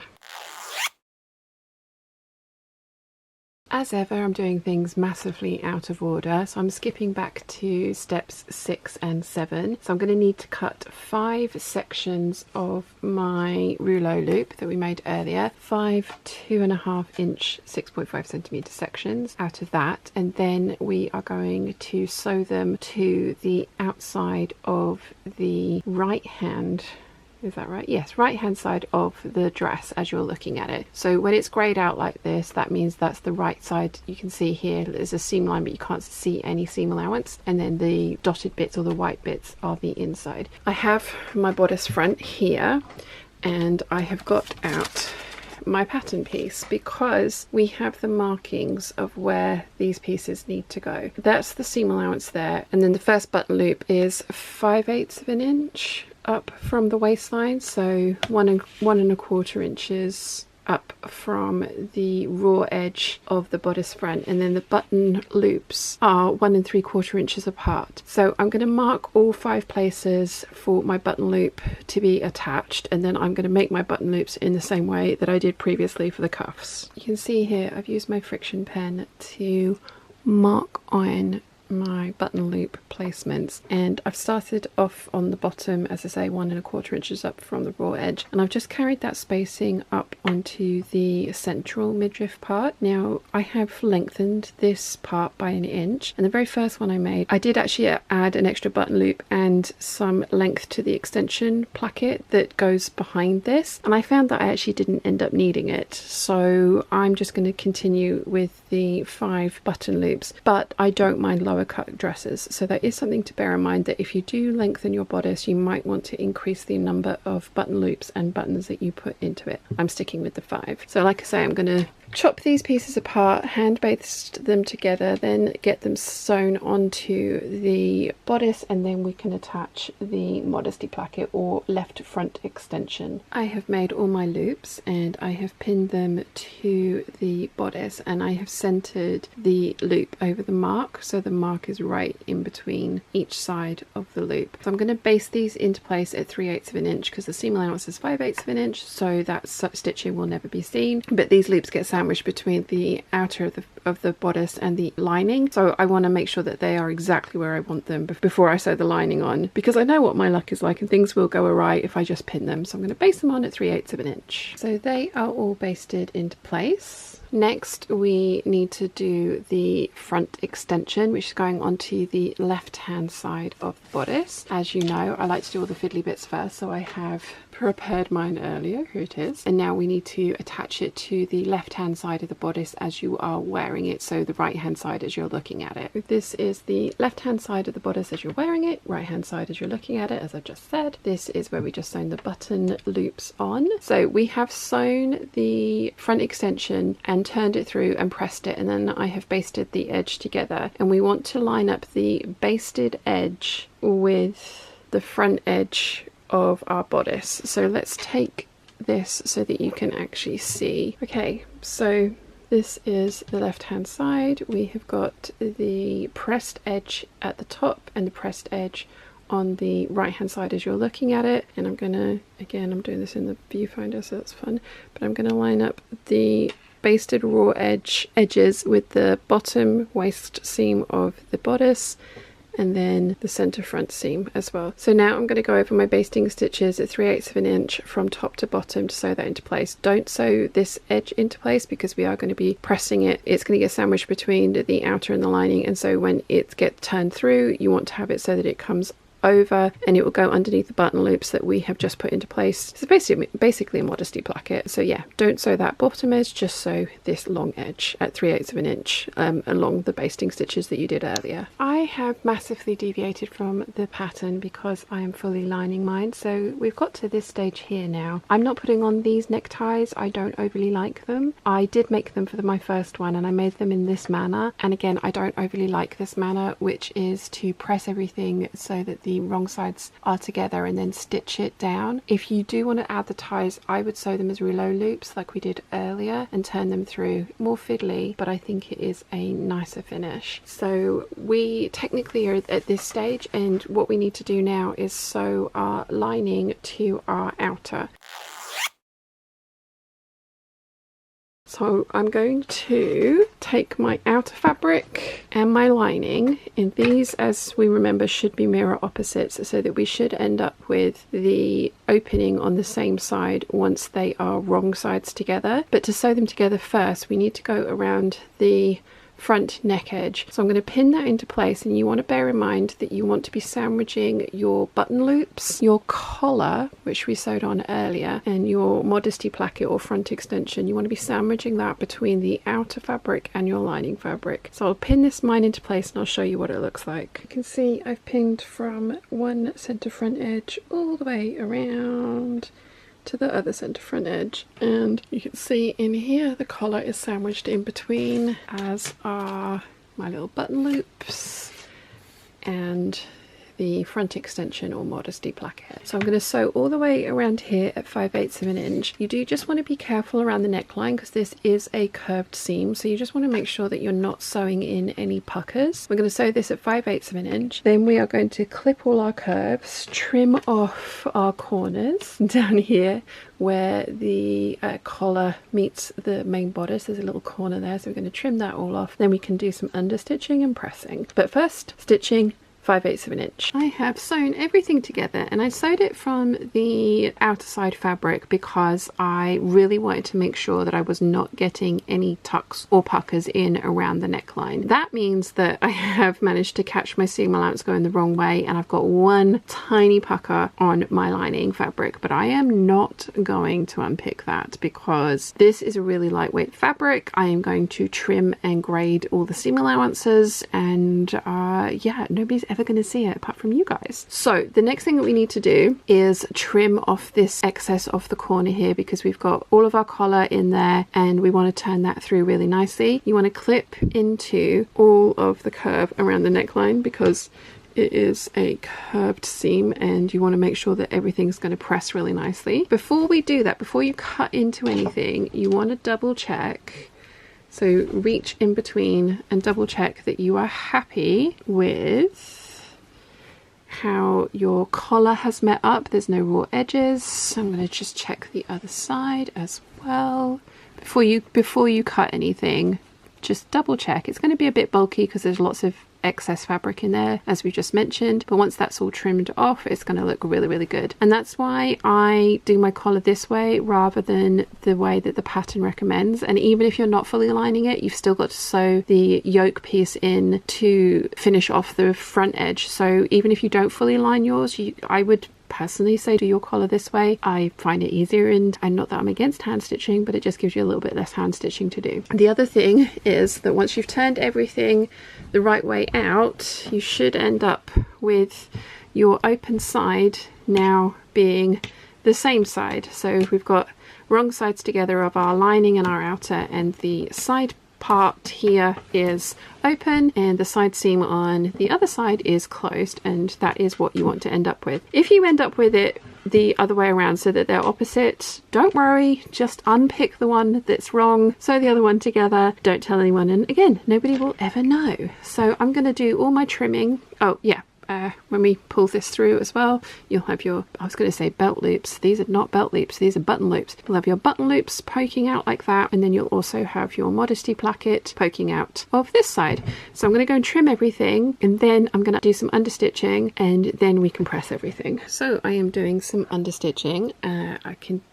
Don't know if you can see the needle, but in real life I've moved my needle over sort of like 2 ticks, so maybe 1/8 of an inch, and I'm running the center of my presser foot along this crease, and I've got all of the seam allowance into the lining of the fabric, which you can nice and clearly see here because this is a very sheer fabric. This is the front extension or the modesty placket, and I've got that pushed over to the right side of the bodice, and I'm literally just going to go all the way around and stitch 1/8 of an inch, just under 1/8 of an inch in the lining side to make sure that all of the seam allowance sits on the inside. This is especially important for this one because I have chosen, and had to because I didn't have enough fabric to cut 2 of the yoke pieces out, but I have chosen to go for a different coloured yoke to my outer fabric because of, you know, see-through reasons, and also, as I say, I didn't have enough fabric. So we really want to make sure that this lining doesn't creep and roll out of the dress when we're wearing it, so understitching is a great way to do that. So I'm going to do that the whole way around, the same line of stitching that I've just done to secure the lining to the bodice. I'm just working my way around, but I just wanted to point out that when you get to the button loops, you want to make sure that they are also pressed over to this side. You don't want to be catching them in any of the stitching, and you want to make sure that all the seam allowance is in this side of the lining, just to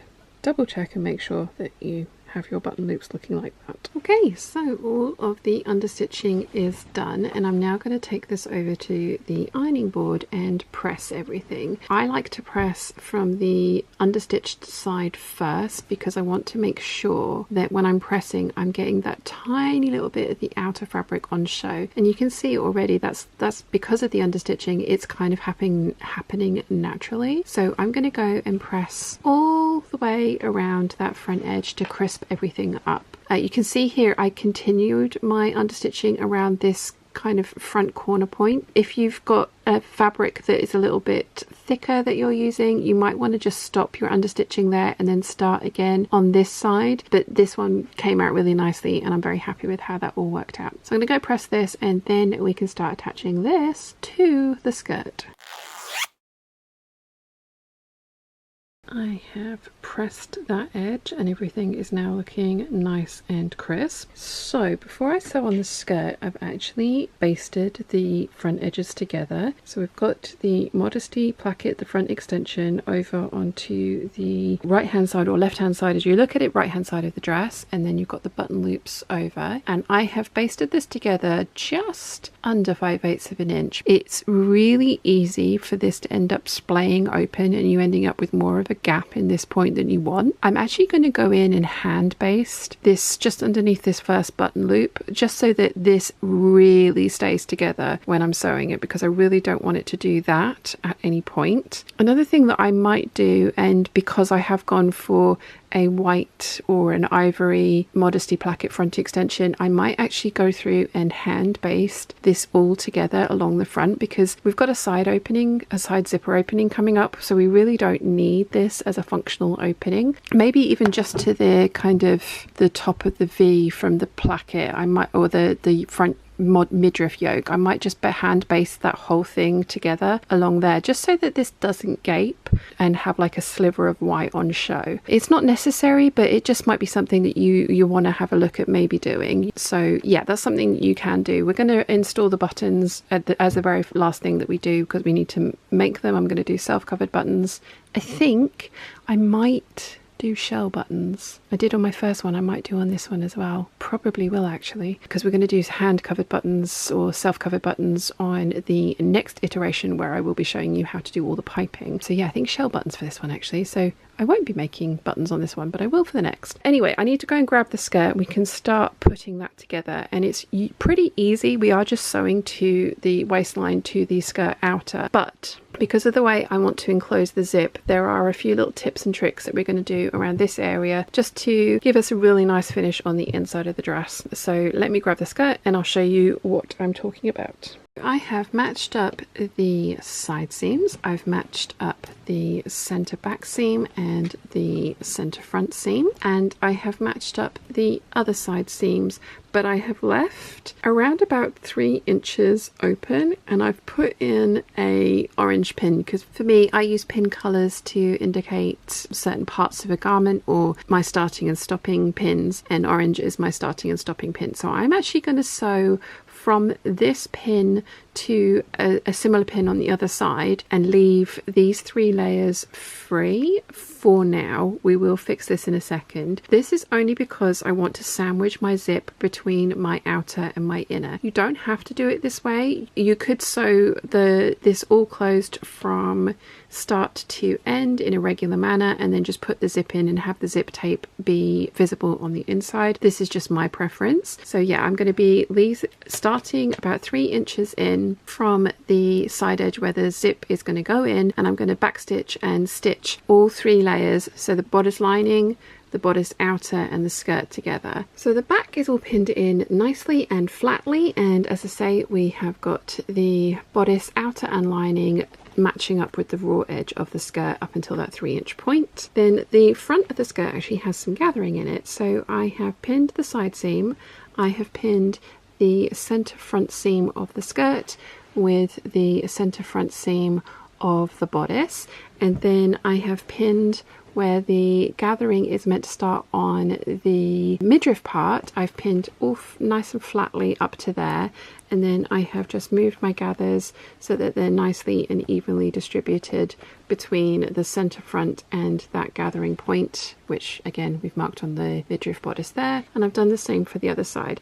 And I have pinned this into place because there is gathering, but again, this orange pin is my stopping point. So it's just a little bit inside of that gathering section. That gives me about 3 inches that would be floating free, and I will show you how I finish that off in just a second, but I'm going to get this first line of stitching done. I personally like to stitch with my gathers facing upwards because it just allows me the most control over how they get sewn under the presser foot and how they go under the presser foot. I want to make sure that everything is lying nicely and I'm not getting any bits caught. For me, doing it this way with the gathers facing upwards makes sense. A lot of people say to let the feed dogs do that work. I just find that I end up with more tucks and puckers if I do it that way, because this side is nice and flat. This side's going to behave, but this is the side that's going to misbehave. So that's my preference for sewing gathers in. I've also not really put any gathers in at the center front point because that is where the center front opening would have been, and the pattern does call for you to have like a smooth portion here. So I've honored that part of the pattern at least. So I'm going to get this sewed at 5/8 an inch, and then I'll show you how we finish off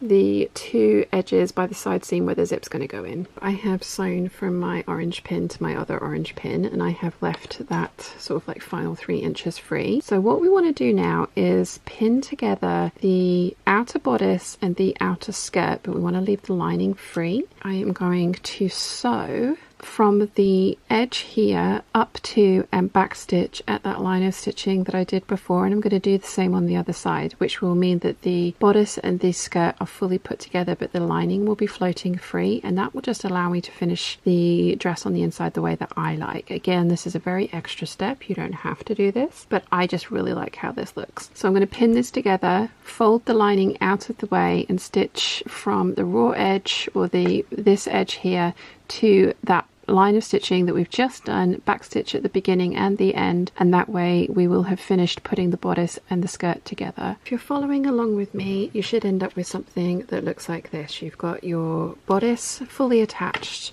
on the outside, but the inside, your lining is floating free, and it's the same on both sides. So I'm going to have to restitch that because that's gone wrong. Fun times. But once I've done restitch that, we then want to go and press all of the seam allowance down into the skirt layer of the dress. So I'm just going to unpick this little bit here because that's an issue. So yeah, I'm just going to unpick this little bit here and resew it so that everything is nice and flat, and then I will press everything so that the seam allowance goes into the skirt portion of the dress. Okay, everything is pressed down into the skirt portion of the dress. So the next thing that we need to do is put in our zip. That's why I like to have this piece kind of floating free, because as I say, that means that I can then, when it comes to it, put in the skirt lining and then cover up the raw edge of the zip. I don't have a white zip in stock, but I do have this kind of beigey coloured one, which I think is actually going to work. And again, it's on the side, so nobody's really going to see it. The only bit that you will see is the little pull, and it works really nicely with the tones of the dress. I get my zips from Amazon, and I will link to them in the description down below. I'm not going to show you like a step-by-step guide of how I put an invisible zip in, because I do it the way that I like doing it, and there are very many tutorials out there, one of which is the tutorial that I will list for you down in the description, because every time I show how I do an invisible zip, I always get linked back to this tutorial and told that I should do it that way. So you put your invisible zip in how you like. The thing I will say is we want to start our invisible zip about 2 inches down from the underarm seam. So I'm going to be sewing at the 5/8 of an inch stitching line, because that is the seam allowance on this dress. So the zip will get offset a little bit so that you are actually sewing at 5/8 of an inch when you sew in the coils there. The top of the zip is 2 inches down from the underarm seam. So I'll get this sewn in, and then I will show you what that looks like when we're done. The zip is in, and I have closed it, and then I have pinned together the remainder of the skirt right down to the hem. Got my regular zipper foot on, and I'm going to get as close to this end of the zipper stitching as possible. I won't be able to get right in there because the zip itself is in the way, but I'm hoping to get like a millimeter or two away, and I'm going to overlap by a millimeter or two as well, so there isn't like an obvious hole in the skirt seam. When you do this, you want to make sure that you have got the edges nice and even, and you want to make sure that you're not catching any of the zip tape any way that you don't want to. So you've got your zip tape out like that. It's very easy to kind of do that under the presser foot without realizing, and you end up with a real mess. So yeah, you want to be really careful when you're starting off that you have everything nice and leveled and together. So this zipper foot will allow me to get nice and close to the end of the zip, and then moving the needle all the way over will allow me to get very nice and close to the previous line of stitching. And I do want to maintain the 5/8 of an inch seam allowance all the way down. If you're going to struggle with that, because it will end up the edges of the fabric will end up on a different part of the stitch plate or your seam allowance guide. If you have trouble with maintaining that seam allowance, you can draw it in. That's definitely a viable option.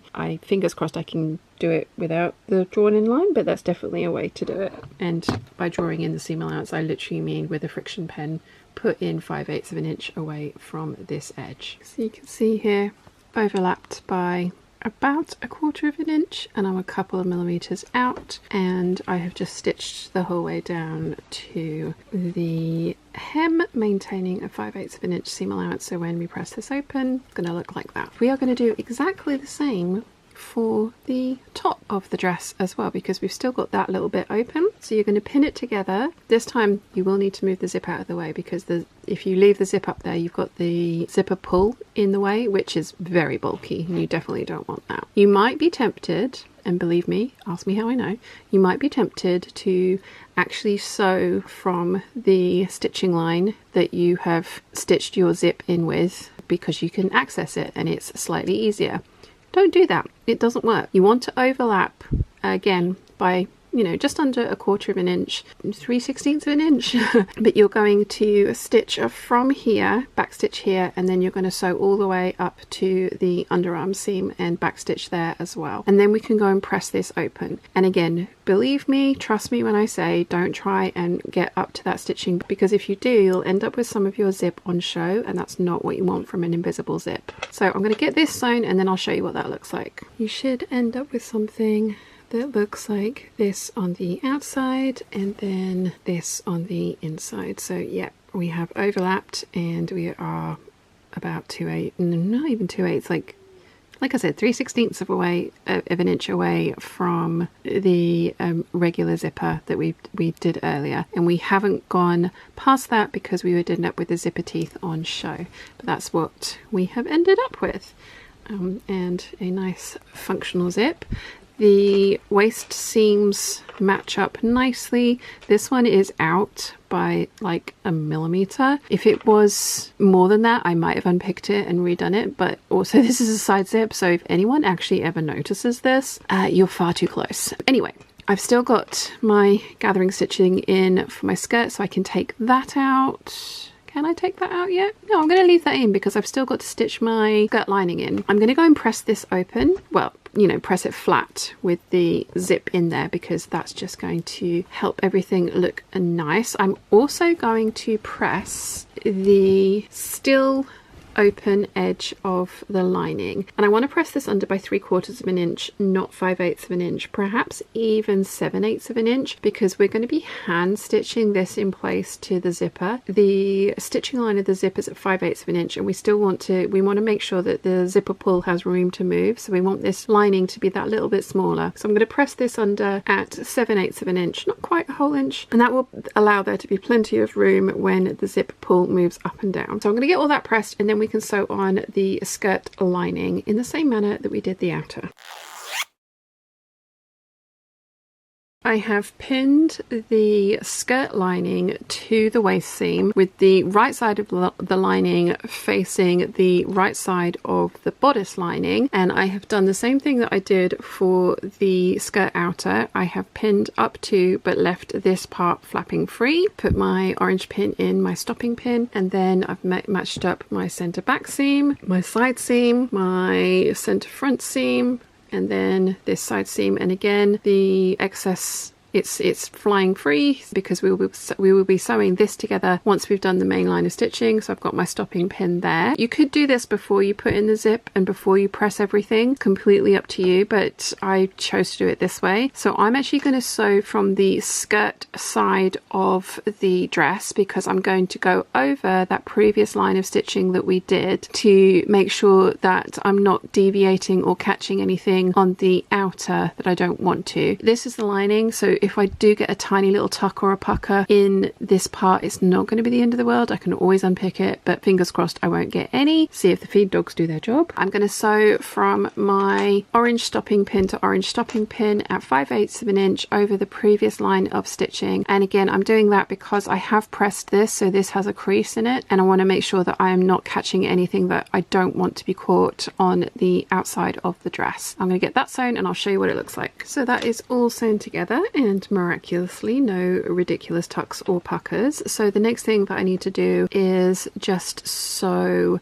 the lining to the bodice lining, keeping the skirt free, and then I can continue down. I'm going to press everything again down into the skirt. It will naturally have to go that way, you'll see when you turn it through, but I'll continue the line of pressing that I did on the bodice upper. So I will press the skirt in by 7/8 of an inch as well, so that we can then attach it to the zip. So I'm going to get the little flappy bits that I've left free stitched from that stitching line there to the edge, and the same for the other side. Press, take all the basting stitching out from both sides then, because it's still in the skirt of the main dress as well. So take all the basting stitches out, press everything, and then we can hand stitch the lining to the zip. I have pressed my seam allowances down into the waistband. As you can see, you kind of have to do that. And then I have pressed the edge under, and I will eventually hand stitch that into place. But the first thing I want to do by machine is sew this piece on the lining that we did on the outer. So I'm going to measure how long this is. This should be about 2 inches, maybe 1 inch and 3/4, 2¼ inches. So I'm going to make a mark 2¼ inches down on the lining and stitch that together at 5/8 of an inch, because that does have to go into the underarm seam. So I don't want that smaller than the underarm seam because things will pull funnily. But I have pressed this by 3/4 of an inch, so it's going to basically we're going to ease it in. That's one of the nice things about hand stitching, we can ease it in. But the first thing, as I say, what I'm going to do is right sides together, sew 2¼ inches down to sew the top of the bodice lining shut. I will obviously need to repress that, but I have gone through and pinned that folded pressed edge to the zip. I have left a good amount because obviously we need to be able to have the zipper pull be able to freely move up and down and not get caught or anything. So I'm going to slip stitch this into place, and then I'll do the same for the other side, and then I can finish the bottom edge of, or the bottom side of the lining the same way that we did with this one. So slip stitching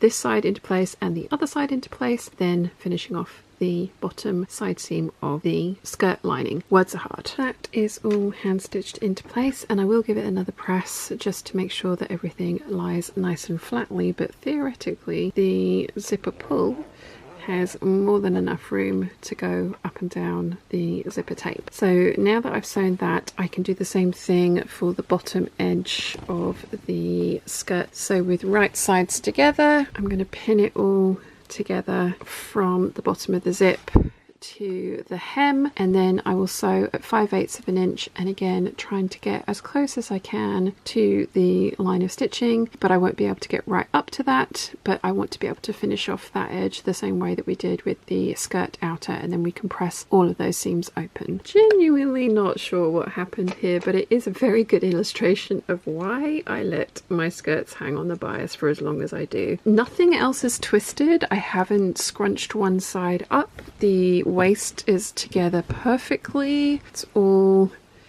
even at the waist, it's all even along there, and we come down the seam. As you can see, nothing's puckered. I haven't stretched or pulled anything. We are, what, 3 inches longer on one side than the other. This is a very loose weave fabric and it does tend to drop on the bias an awful lot, and there is a tiny bit of bias in this side seam, but yeah, this is kind of crazy. So this is why we hang our things. Anyway, we can we can even this out later when we hem it, but the next step is to put the sleeves in. Because of the way the lining is installed, we cannot bag the sleeves out, so I'm going to French seam them. I have got the wrong side of the sleeve to the wrong side of the outer of the bodice, the right side of the lining of the bodice, and the lining is sandwiched in there. There are a couple of ways to do this being one of them. The other is that you could stitch the bodice and the sleeve together, right sides together as normal, keeping the lining out of the way, and then hand stitch the lining into place. This is just my favorite. I like French seams. It's a good way of reinforcing an arm size seam because you are putting 2 lines of stitching in basically, and I think it looks nice and neat. So yes, wrong side of sleeve to wrong side of outer bodice or right side of lining. I've matched up the underarm seam. I've also matched up my double notch at the back and my single notch at the front, so I know my sleeve is in the right way. I've matched up the shoulder seam with the large circle. I like to put a notch in that, so I've marked a notch in there, and then I pinned everything around nice and flatly until I got to my gathering stitches. I've actually densely concentrated the gathering at the top of the sleeve, right at the shoulder seam. I really like how that looks. If you prefer, you can ease your gathering in right down from where the gathering is actually meant to start at the small circles, but like I say, I prefer the look of it being densely gathered at the top, and I haven't found that it limits movement or anything like that. So I'm going to sew this at 1/4 inch all the way around, and then do the same for the other side. Trim, press, and sew it at 3/8 inch to enclose all the raw edges and finish off the French seams. So 1/4 inch to start with, and I like to sew with the dress side down and the sleeve side up because I want to make sure that everything is going in nicely, and I have a bunch of gathers here that I want to make sure are going under the presser foot nicely. So 1/4 inch first all the way around, same for the other side. Once you have sewn your sleeve on at 1/4 inch, you want to go around and trim off the excess like you would with a regular French seam. Be really careful at this point. Don't snip into your sleeve. Ask me how I know. Well, this is one of the reasons I'm not going to do this in the viewfinder, because I really don't want to mess this up. I haven't got any fabric to cut a new sleeve with. I would have to work out a patch for it. So be really careful, but you want to trim your seam allowance down to 1/8 inch, and then we can go and press it with the right sides together. I turned the sleeves through and pressed it with the right sides together, and I'm now going to go and sew all the way around at 3/8 inch. I have left the gathering stitching in, although the threads have been trimmed, because this is the point where we want the gathers to behave themselves. So you don't want to take the gathering stitching out of the sleeve cap until the final line of stitching is done. So I'm going to get that done for both sides, and then we can sew on some buttons. I have taken out all of my basting stitches. The inside looks like this. I actually don't press my sleeve seams. If you do press it, I would press it into the sleeve side of things so that I would press it all so that the seam allowance is all into the sleeve, but I actually kind of like them poofy like this. That's just my preference. So that's the one seam that I actually don't press. So now everything is sewn together, we have got to put on the buttons and then decide whether we want to slip stitch the front piece closed. I'm going to use shell buttons, and I'm going to get those out now, mark the places where they need to go and get them stitched on, and then try it on and then decide if the front needs to be slip stitched closed or not, and then we need to hem it as well.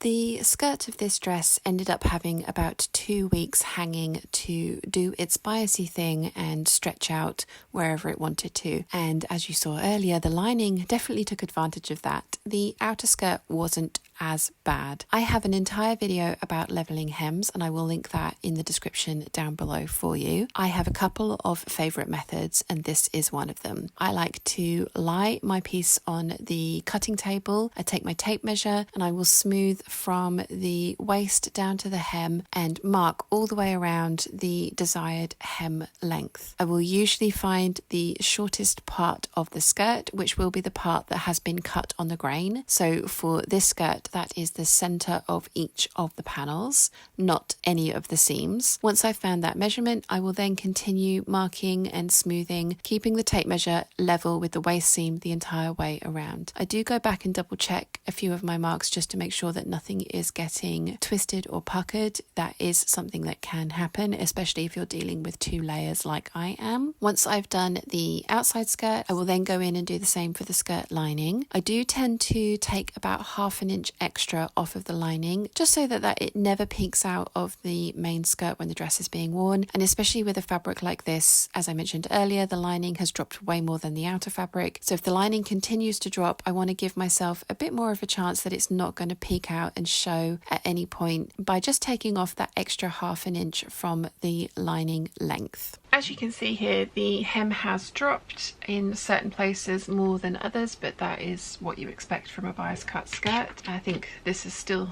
the funniest difference between those 2 ones there. So now that I have got all of that trimmed off, I'm actually going to hem the skirt itself, and I'm going to do a narrow rolled hem on the lining, and I'm going to hem the actual dress itself, the outer fashion fabric, with bias binding. So the first thing that I need to do is run a line of stitching 1/4 inch away from the raw edge of the hem of the lining, so that I have a pressing guide to turn that hem up and then stitch it again. I have put my line of stitching in, and then I have folded that under and pressed it into place. I'm now going to run another line of stitching along this so that pressing gets secured into place. So then I can trim off the excess, press again and stitch again, and it will give me a nice neat hem on a circular or sort of circular skirt. There's definitely, as we have found out, bias in this hem. If I'm not using bias binding, I really like this method for hemming a circle skirt. So I'm just going to run one more line of stitching, trim off the excess, press again and stitch again. I have run my second line of stitching securing that fold into place, and I'm now going to go around and trim off all of the excess fabric so that I can turn this up and press it into place and then stitch it again. And I'm trimming all that off because it is, as I mentioned earlier, a circular hem, so the circumference of the hem obviously is larger than what you're turning it into. So if you don't want any tucks or puckers in your hem, you want to trim off the excess before you press it up again on itself. So I'm going to get the rest of this trimmed off, then pressed and stitched into place, and then I can put the bias binding onto the outer fabric. Just finished the last line of stitching for the hem. I will give this another press just to set all those stitches into place, but very happy with how that's come out. The lining hem has been finished. I'm now going to use bias binding to finish the outer hem. I'm going to take my bias binding and open up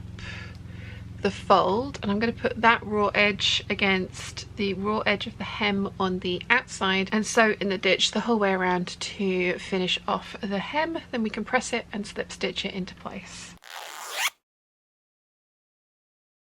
I absolutely love how this dress has turned out. It's my 4th iteration, and there definitely will be more. At least one more, because I need to show you how to add piping. There's going to be a full review for this pattern on the channel, and I will link to that in the description down below. I really hope you have enjoyed this tutorial, and if you have any questions, please let me know in the comments section down below, and I will do my best to answer them for you. If you have enjoyed this video, you might want to check out this one here.